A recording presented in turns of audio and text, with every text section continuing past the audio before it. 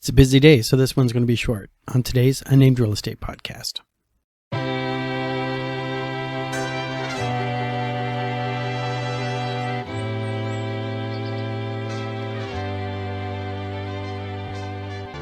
Well, hi there. My name is Charles Ray Dawson. I'm the Associate Broker Residential Sales Manager of ProStar Realty. This is the Unnamed Real Estate Podcast, episode 172. So, I hope you guys are all doing pretty good. I also hope you didn't notice that sudden jump cut right there because, anyways, real estate. We're real estate, baby. How you guys doing today? So, today is Thursday. It is the 23rd. This is my wife's birthday, so this is going to be really rushed because I got 3 hours of work to get done in 2. So I can take her out to dinner tonight and, try to maintain, relationships. So, national news, international news, more things going, a couple more articles came out on China. You can tell how busy a day it's been. I'm eating Arby's. Couple more articles came out on China discussing that whole how are they going to revive and revamp their real estate market and all the weird drama that they're having with that. And I heard something once that for every new house built in Arizona, it created 2 full-time jobs. All right, so if you have 10,000 houses being built a year, you're going to get 20,000 full-time construction jobs out of it. All right. But that's got to be every year. China deciding along the lines of building infrastructure for jobs and employment and basically, get their country up into what they consider the 21st century has been spending a lot of money. But the problem is they went past that and they started buying surplus stuff that they didn't need. Now they're trying to unwind all those loans. So we'll see how this happens, how this works out for them. I always hear a lot of doom and glooming and how this is going to affect, all international markets because of this liquidity problem that they're looking at having. I haven't had anybody explain to me exactly why that impacts everything else. So, but it's something to keep an eye on. I was just trying to find anything about whether or not the inflation went up so we could anticipate whether or not we're going to see a rate drop. Jeff, the lender, thinks that we got one coming in the next 2 to 3 weeks. Rates are still bouncing around, still chasing inflation numbers, still being impacted by that. So not a lot of news to report there. Here in Arizona, Katie Hobbs did sign a small housing auxiliary dwelling unit bill. I have not had the time to try to find an article about that or read the bill myself, but it passed. Maybe I'll be able to cover something on that next week. If you guys remember, I was ranting and raving because she vetoed a perfectly good bill that would have, a lot of people were supporting on both sides of the aisle. So, who knows? Something for next week. Also burrowing down into our local news and important stuff, the VA has come out and said that they are actually going to allow home buyers to pay for their agents. At least for now. They're going to temporarily put a hiatus on that ruling that says there are certain things that the veteran can't pay for. Now they're going to say, when we called out saying they can't pay for their own real estate agent, we're going to modify that for the time being. Always subject to them deciding to turn it back off, right? Now, Fannie Mae, Freddie Mac, they've all changed their rules and stuff. We still need to see what the final settlement is. And, I know the Department of Justice is having conversations with NAR and the courts about what they want to see a final settlement look like. So, who knows? That could be 6 of one, half dozen or another. Let's go over the numbers really quick so we can get them out of the way. So, our numbers for May 22nd, 2024. Actives this week are 17,760, up 177 from last week. We are at 2,131 new listings, down 34. Our contracts are 2,333, down 40. Our closings last week were 1,737. Coming soon to an MLS near you is 597 new listings. Now for our Cromford report numbers, we are still in the balanced market. All right, we came down a full point on our Cromford number from 109 to 104. Our supply has gone up to 73.2, and our demand is coming down to 79.3. So definitely moving into balance.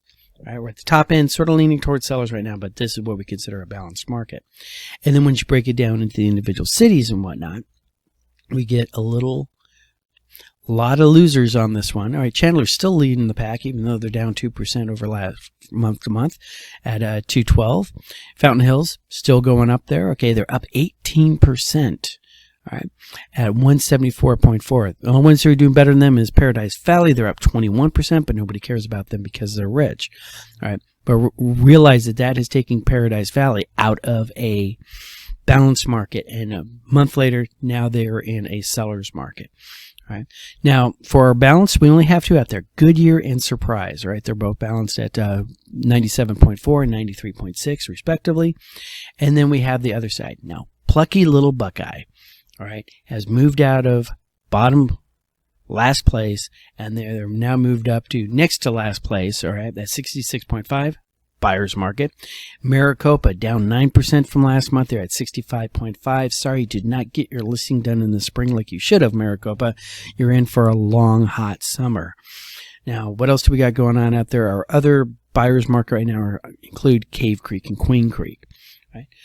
So that's pretty much it. We're seeing the correction, and we're moving out of the spring rush. All right, now we're going to be going into that little summer slog area. And so that's going to be impacting the markets and everything. Now, what else? So, a couple things going on. I have a listing that is coming on soon. It's going to be out there in the Goodyear area. These people, for whatever reason, bought the house less than a year ago, and they now have to sell. Normally, I tell people right off the bat, okay, if you're planning on moving in the next 5 years, you should consider not selling. In this particular case, they're moving out of where they're at. They want to get up to Camp Verde for family reasons. And looking at the property and what we're going to price it at, I was originally really concerned, going, okay, it's only been a year. You put 3.5% down. How are you going to recoup your losses? All right, because you got to pay people this, that, and the other thing. But looking at what they've done to improve the property in the yard and back, they've repainted the entire house. It shows so much better than the listing photos prior. I think they can actually get their house sold enough to where they can actually recoup. Power of appreciation. All right. Looking at that neighborhood, how it's appreciated just over a year, even though Goodyear has been down there at the balanced buyer's side or buyer's market, you can see that gradual improvement. Houses only really truly lose value when you see panic selling. Still talking to a lot of people out there going, oh, I'm just waiting for the crash. I'm like, well, crashes don't happen with panic. Who's panicking right now?